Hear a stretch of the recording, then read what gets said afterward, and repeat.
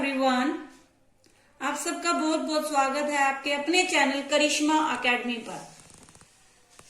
हम क्या कर रहे थे, नेशनल इनकम चैप्टर कर रहे हैं। हमने दो क्लासेस पहले इसकी ले ली है, आज इसकी थर्ड क्लास है। आज हम क्या कर रहे हैं, अभी तक हम क्या कर रहे थे, इसके एग्रीगेट्स पढ़ रहे थे। ठीक है, मतलब जो इस चैप्टर के लिए जिन वर्ड्स का हमें पता होना चाहिए वो चीजें पढ़ी है हमने, अभी और भी रहती हैं। आज हम क्या कर रहे हैं, नेशनल इनकम की मीनिंग करेंगे और उससे रिलेटेड जो वर्ड है वो पढ़ेंगे। ठीक है, अब देखो, let's start. National income meaning, it is the sum total of factor incomes. क्या है ये?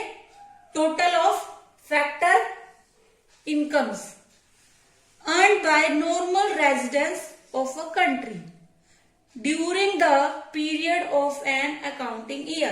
क्या है ये? सम टोटल है किसका? फैक्टर इनकम्स का।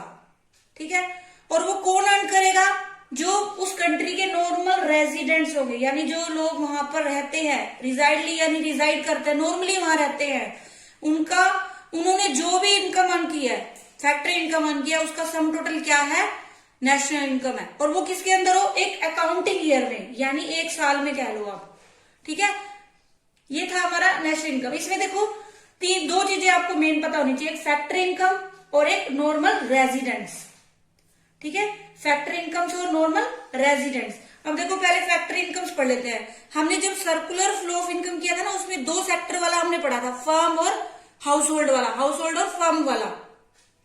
अब देखो, फैक्टर इनकम्स क्या है? Factor incomes are the payments. ठीक है, क्या है ये? पेमेंट्स है जो कौन करता है? Made by the producing units, यानी इसका फर्म्स भी बोल सकते हो। फर्म्स किसको करता है? हाउस होल्ड्स को। ठीक है, हाउस होल्ड क्या होते हैं? जो हमारे फैक्टर है उसके ओनर होते हैं। ये क्या करते हैं? आगे मतलब प्रोवाइड कराते हैं फर्म्स को, और फर्म इसके बदले में क्या करती है? इनको पेमेंट करती है फैक्टर के बदले में। अब देखो, फैक्टर्स कौन कौन से होते हैं? फैक्टर्स होते हैं लैंड, लेबर, कैपिटल और इंटरप्रेन्योर। क्या होता है? इंटरप्रेन्योर। अब इसका फैक्टर पेमेंट क्या होगी, ये मैं आपको पहले भी बता चुकी हूं। फैक्टर पेमेंट क्या होगी? लैंड के बदले में रेंट कह लो, लेबर के बदले में वेजेस, सैलरीज। कैपिटल को क्या मिलता है? इंटरेस्ट मिलता है। ठीक है, एंटरप्रेन्योर को क्या मिलता है? प्रॉफिट मिलता है। ठीक है, तो इन सब का टोटल, ठीक है, एक अकाउंटिंग ईयर के अंदर इन सब का टोटल, सम टोटल वो क्या है? नेशनल इनकम है। ठीक है, तीन मेथड होते हैं, ये भी एक मेथड होता है, उसमें इनकम मेथड है। ये आएगा आगे, जब मेथड्स आएंगे ना तब उसमें एक्सप्लेन अच्छे से वो करेंगे। ठीक है, तो नॉर्मल वो था, ये क्या था हमारा? Factor income. क्या था? नॉर्मल नेशनल इनकम क्या है? सम टोटल है। किसका है? फैक्टर इनकम का। और वो फैक्टर इनकम किसकी होगी? नॉर्मल रेजिडेंट्स की। ठीक है, और वो किसके अंदर होगी? एक अकाउंटिंग ईयर में होगी। अब देखो, हमने फैक्टर इनकम देख लिया। अब देखो, नॉर्मल रेजिडेंट कौन होते हैं? ठीक है, normal resident is a person. कौन है? पर्सन, या इंस्टीट्यूशन भी हो सकता है, कुछ कोई भी इंस्टीट्यूशन, पर्सन या institution. Who normally resides in a country, यानी जो नॉर्मली वहां रहते हैं, and who centre of economic interest lies in that country, और जिनका जो इकोनॉमिक इंटरेस्ट है ना उसी देश में है। अब जैसे मैं हूं, मैं इंडिया में रहती हूँ, तो मेरा जो भी मतलब देखो, मैं यहीं पे कोचिंग दे रही हूँ, सपोज करो, यहीं से इनकम अर्न कर रही हूँ, और जो भी मेरा इनकम हो रही है उसको मैं यहीं पे खर्च कर रही हूँ, है ना, अपने देश में खर्च कर रही हूँ। तो वो क्या है? मेरा इकोनॉमिक इंटरेस्ट है। इकोनॉमिक इंटरेस्ट ये है कि मैं इनकम भी यहीं से जनरेट कर रही हूँ, और जो हमारा इन्वेस्टमेंट है वो भी मैं इसी देश में कर रही हूँ, उसको बोलते हैं इकोनॉमिक इंटरेस्ट। ठीक है, तो नॉर्मल रेजिडेंट पर्सन भी हो सकता है, इंस्टीट्यूशन भी हो सकता है, जो क्या करता हो? उस देश में रहता हो, डिसाइड करता हो, और उसका जो इकोनॉमिक इंटरेस्ट हो वो भी क्या हो? उसी कंट्री के अंदर हो। दो चीजें, डिसाइड करता हो और इकोनॉमिक इंटरेस्ट भी क्या हो? उसी देश में हो। ठीक है, ये था इनका मीनिंग। अब देखते हैं नेक्स्ट टॉपिक। अब है डोमेस्टिक टेरिटरी। ठीक है, घरेलू सीमा कह लो, शायद टेरिटरी सीमा ही होता है। मीन्स डोमेस्टिक टेरिटरी मीन्स क्या? Political territory of a nation, यानी किसी देश का जो भी पॉलिटिकल मतलब उसकी सीमा है। जैसे अब ये हमारा देश है, ये जो देश है हमारा, ये सारा हमारा क्या है, ये इसका क्या है, पॉलिटिकल मतलब टेरिटरी कह लो या डोमेस्टिक टेरिटरी कह लो। इसके बाहर जो भी हमारा पानी वाला वो है, वो भी हमारा सारा बटा हुआ है यहां से लेके, ठीक है। वो सारा भी क्या आ जाएगा, हमारी क्या है, डोमेस्टिक, इंडिया की डोमेस्टिक टेरिटरी है, ठीक है। इसको बोलते हैं हम क्या है, ये डोमेस्टिक टेरिटरी, यानी भारत की सीमा कह लो, ये सारा वो आ जाएगा। इसमें हमारे इंडियन ओशियन सारे आ जाएंगे, ठीक है। अब इसको देखो, means in simple way political territory of a nation is called domestic territory which is administered by government, जो किसके द्वारा चलाई जाती है, गवर्नमेंट के द्वारा। With in which person goods and capital circulate freely, जिसके अंदर पर्सन जो है, जो भी उसके रेजिडेंस है, कोई भी हो सकता है, वो गुड्स और कैपिटल क्या कर सकते हैं, आपस में फ्रीली सर्कुलेट कर सकते हैं। मतलब एक देश से दूसरे देश में हम क्या कर सकते हैं, भेज सकते हैं, या देश की सीमा के अंदर भी हम क्या कर सकते हैं, गुड्स और जो भी कैपिटल है उसको फ्रीली क्या कर सकते हैं, मूव कर सकते हैं, आप ऐसे कह सकते हो, ठीक है। मीन्स डोमेस्टिक टेरिटरी क्या है, पॉलिटिकल टेरिटरी कह लो, एरिया कह लो, ये सारा हमारा क्या है, डोमेस्टिक टेरिटरी है। इसका जो भी यहाँ पे हमारी सीमाएं हैं, पानी वाला क्षेत्र है, वो भी सारा बटा हुआ है, वो क्या है, डोमेस्टिक टेरिटरी है, ठीक है। अब इसके अंदर देखो क्या क्या इंक्लूड होता है, ठीक है। देखो सबसे पहले ships, aircrafts owned by and operated by normal residents between 2 और मोर कंट्रीज, ठीक है। मतलब कोई भी शिप, एयरक्राफ्ट जो क्या है, किसी मतलब उस वहां के देश के रेजिडेंट के द्वारा चलाया जाता है, वो क्या है, वो उसकी डोमेस्टिक टेरिटरी है, चाहे वो किसी और देश में चल रहा हो। अब मतलब जो भी उसके शिप्स हैं, एयरक्राफ्ट है, ठीक है, वो मतलब उस देश के रेजिडेंट द्वारा, मतलब उसके स्वामी हो ऐसे कह लो, चलाए जाते हो, और क्या हो, चाहे वो भले किसी दूसरे देश में चलता हो।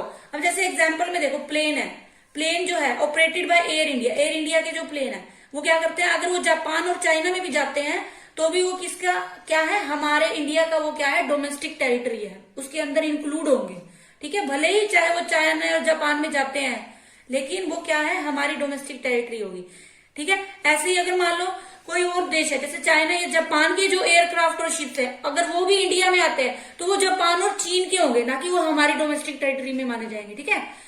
समझ आ गया, मतलब अगर भले ही वो अदर देश में जाता है लेकिन वो होगा हमारा ही। अब चाहे जापान और चाइना के और देशों में भी जाते हैं, लेकिन वो किसके होंगे, जापान और चाइना के ही माने जाएंगे, उनकी डोमेस्टिक टेरिटरी होगी, हमारी नहीं होगी, ठीक है। नेक्स्ट है हमारा दूसरा, fishing vessel, oil and natural gas rigs. Rigs होते हैं मतलब कंटेनर कह लो, जिसमें ये नेचुरल गैस वगैरह सेव रखी जाती है, मतलब वो सिक्योर की जाती है, वो मतलब इकट्ठी की जाती है, वो कह लो। And floating platform, floating platform यही होते हैं, समुद्र वगैरह में होते हैं, वहां मतलब जहाज वगैरह उतरते हैं ऐसे कह लो। वो operated by residents of country in the international water, तो भी वो क्या है, हमारी डोमेस्टिक टेरिटरी का पार्ट है, ठीक है। जो भी फिशिंग वेसल है, अब जैसे जो भी नेचुरल गैस जहां से निकलती होगी, वहां पे क्या बड़े बड़े कंटेनर बना देते हैं, उसके अंदर रखते हैं इसको, ठीक है। तो वो क्या है, हमारी डोमेस्टिक टेरिटरी का पार्ट होगा, वो भले ही वो इंटरनेशनल वाटर में हो, कोई दिक्कत नहीं है, ठीक है। जैसे एग्जांपल में दिया, fishing boats operated by Indian fisherman in international waters of Indian ocean will be considered A part of domestic territory of India, ठीक है। ये सारे मतलब कोई भी शिप, कोई भी नहीं, शिप्स, एयरक्राफ्ट जो किसके द्वारा चलाए जाते हो, नॉर्मल जो उस देश का नॉर्मल रेजिडेंट है उसके द्वारा। फिशिंग वेसल, ऑयल और नेचुरल गैस भी उसी देश के जो नॉर्मल रेजिडेंट है उनके द्वारा ऑपरेट किए जाते हो, तो वो क्या है, डोमेस्टिक टेरिटरी है। नेक्स्ट है हमारा embassies. Embassies, consulates and military establishments of a country located abroad, वो भी क्या है, हमारा इंडियन टेरिटरी का माना जाएगा। जैसे एम्बेसीज क्या होते हैं, जो बोलिए होते मतलब राजदूत बोलते हैं वैसे हिंदी में, मतलब वहां पे एक क्या ऑफिशियल बना होता है एरिया ऐसे कह लो, और वहां पे जो मतलब हमारी कंट्री के, जैसे इंडिया का है, चाइना में सपोज करो बना हुआ है, यूएसए में बना हुआ है, हर देश में होता है, तो वो क्या करते हैं, जो इंडियंस है वहां पे रहने वाले, उनकी प्रॉब्लम को मतलब सॉर्ट आउट करते हैं ऐसे कह लो। जैसे वीजा की प्रॉब्लम आ जाती है या पासपोर्ट वगैरह की जो भी रहती है, उसको क्या करते हैं, सॉर्ट आउट करता है वो, ठीक है। एम्बेसीज हो गई, या कोई मिलिट्री स्टैब्लिशमेंट है, जैसे अब इंडिया का है, मान लो वो यूएसए में है, चाइना में है, वो सारा हमारी टेरिटरी में माना जाएगा, ठीक है। बट अगर सपोज करो चाइना का हमारे देश में है, भारत में, तो वो चाइना का होगा, ठीक है हमारे देश में, लेकिन वो किसका माना जाएगा, चाइना की डोमेस्टिक टेरिटरी में माना जाएगा, ये ध्यान रखना है। एम्बेसी में उल्टा है, मतलब जैसे हमारा इंडिया है, यहाँ पे सपोज करो चाइना का कुछ बना हुआ है, उसका एम्बेसी बनी हुई है, तो ये किसकी टेरिटरी मानी जाएगी? इतना ये चाइना का होगा, इतना वो, ठीक है, ये इतना क्या होगा? चाइना का माना जाएगा। अरे सपोज करो चाइना के अंदर वो है, इंडिया की एम्बेसी है, तो वो इंडिया की उसकी टेरिटरी में इंक्लूड होगी, ठीक है।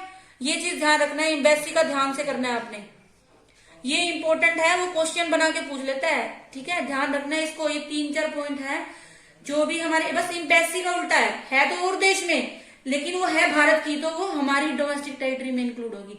और अगर अदर देशों की हमारे देश में, तो वो अदर देश की मानी जाएगी, ना कि वो हमारे भारत की होगी डोमेस्टिक टेरिटरी, ठीक है।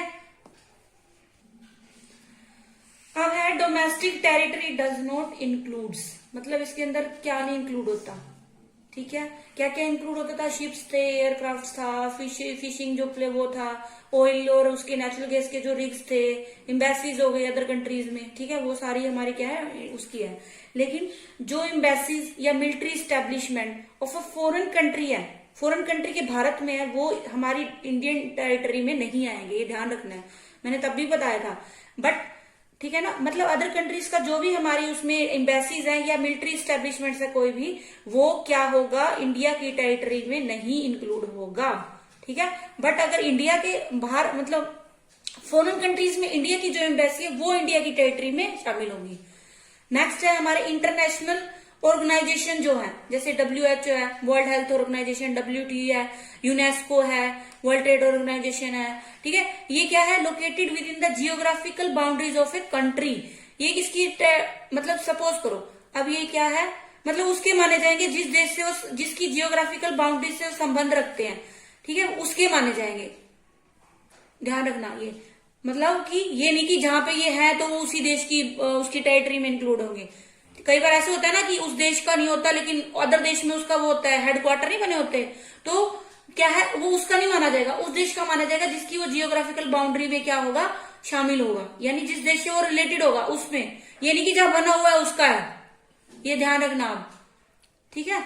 अब जैसे ना हमारा वो है यूएनओ का, इंडिया के अंदर भी है एक जो सोलर वाला है ना, वो गुरुग्राम में है, सोलर वाला, इंटरनेशनल सोलर उसका है, मतलब ऊर्जा वाला, एनर्जी वाला, तो वो है तो इंडिया के अंदर, लेकिन वो इंडिया की टेरिटरी में नहीं आएगा, वो उसका आएगा जहां पे वो जिस देश से वो रिलेटेड है, ठीक है, ये ध्यान रखना। ये चीज, ये दोनों चीजें बस ध्यान रखना कि ये चीजें इंक्लूड नहीं होंगी, और इंक्लूड क्या होगा वो चीज ध्यान रखना। ये सारे आपको पता होना चाहिए, वो पूछ सकता है क्वेश्चंस में, और न्यूमेरिकल भी आ सकता है 4 नंबर का, ठीक है। कल से हम क्या करेंगे, इसके एग्रीगेट्स और है अभी वो पढ़ेंगे, फिर इसके मेथड्स करेंगे, प्रोडक्ट मेथड है, एक्सपेंडिचर मेथड है, और फैक्टर इनकम वाला मेथड है, 3 मेथड है, ठीक है। तीनों से कैसे नेशनल इनकम इंक्लूड करते हैं, ठीक है। तो मेरी वीडियोस को आप देखते रहिए, और अगर मेरी वीडियो पसंद आती है तो उसको लाइक करिए, शेयर करिए, लाइक करिए, शेयर करिए, कमेंट करिए, और अपने कमेंट करिए, और सब्सक्राइब जरूर कर दीजिए। Thanks for watching.